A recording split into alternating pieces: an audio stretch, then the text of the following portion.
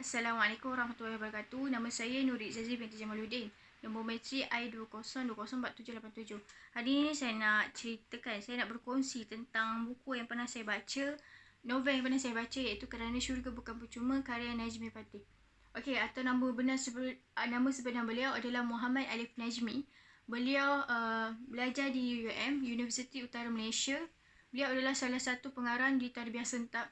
Beliau juga telah mengarang beberapa buah buku, di antaranya adalah Penjara, Agar Kau Bahagia, Kau Buka Adiratna, Kerana Syurga Bukan Percuma yang saya pegang ni, Kerana Syurga Bukan Percuma 2, Kerana Syurga Bukan Percuma 3 dan Kerana Syurga Bukan Percuma 4. Itu adalah sedikit tentang latar belakang ringkas beliau.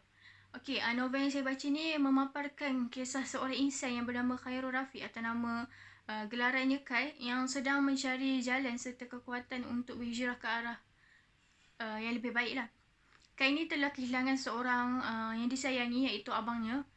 Namun perjalanan hidup Kai ni penuh dengan cabaran, dan hijrahnya ni tidaklah semudah yang disangkakan. Tetapi Kai harus menghadapi pelbagai hinaan dan cabaran sebelum dia benar-benar diterima oleh masyarakat.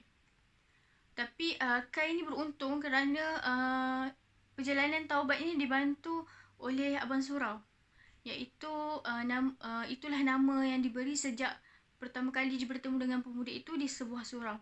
Sejak daripada itu persahabatan mereka ni menjadi akrab. Kai dengan Abang Surau menjadi akrab kerana persahabatan mereka ni tercipta kerana Allah.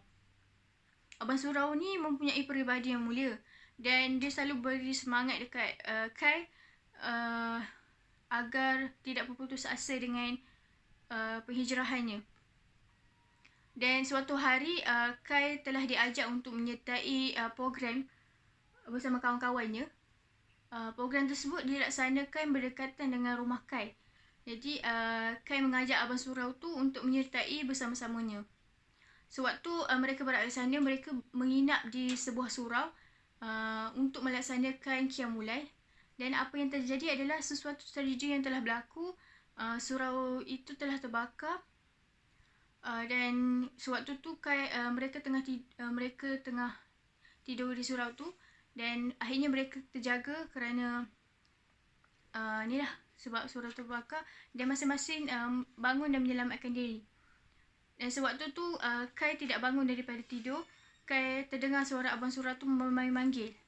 Peluang Kai sangat tipis kerana waktu tu Kai baru terjaga daripada tidur yang lena. Abang Surau tu pergi menghampiri Kai dengan kudarat yang masih ada. Abang Surau tu mengangkat tubuh Kai untuk keluar dari surau tersebut. Dan Abang Surau, sewaktu Abang Surau menyelamatkan Kai, Abang Surau tu tidak dapat selamatkan kerana kakinya tersekat di speaker utama surau tu. Jadi dekat situ Abang Surau tu sempat menolak tubuh Kai sahaja keluar daripada surau tersebut lah. Dan akhirnya Abang Surau tu telah meninggal dunia di tempat kejadian. Dan sekali lagi Kai telah kehilangan seorang sahabat yang dia cintai, iaitu Abang Surau, yang sangat memberi kesan yang teramat pada diri Kai. Dan seketika Kai berfikir, dia merenung dengan ujian yang menimpanya. Dia berfikir untuk apa dia berubah. Kalau dia berubah kerana manusia, manusia akan mati. Tetapi kalau dia berubah kerana Allah, Allah akan sentiasa ada. Akhirnya selepas sahaja berfikir dan merenung, akhirnya dan pelbagai dugaan dan cabaran yang Kai tempuhi, dia berusaha untuk istiqamah untuk menjadi yang lebih baik dan berubah kerana Allah. Dan akhirnya Kai berubah dan menjadi seorang yang lebih baik daripada sebelumnya. Okey, buku ini wajar dibaca kerana dia mengangkat mesej dakwah menerusi penceritaan yang sangat dekat dengan kita, kehidupan seharian kita. Bila kita baca buku novel tersebut ni, novel Kerana Syurga Bukan Percuma ni, dia mudah untuk kita relate dengan perkara yang diperkatakan dalam novel ni adalah benar, dan rata-ratanya dalam situasi ni tersebut kita berada dalam situasi tersebut. Ia juga memberi kesan kepada saya agar tidak lalai dalam kehidupan, dan dalam dan melakukan sesuatu perkara itu perlu dengan usaha bersungguh-sungguh. Buku ini juga memberi kesan agar kita tidak putus asa untuk menjadi yang lebih baik. Yang paling penting adalah semangat ke arah perubahan, dan buku ini sebersedikit menjadi inspirasi kepada saya. Ia mengajak saya untuk mengenal apa tujuan kita hidup di muka bumi ini.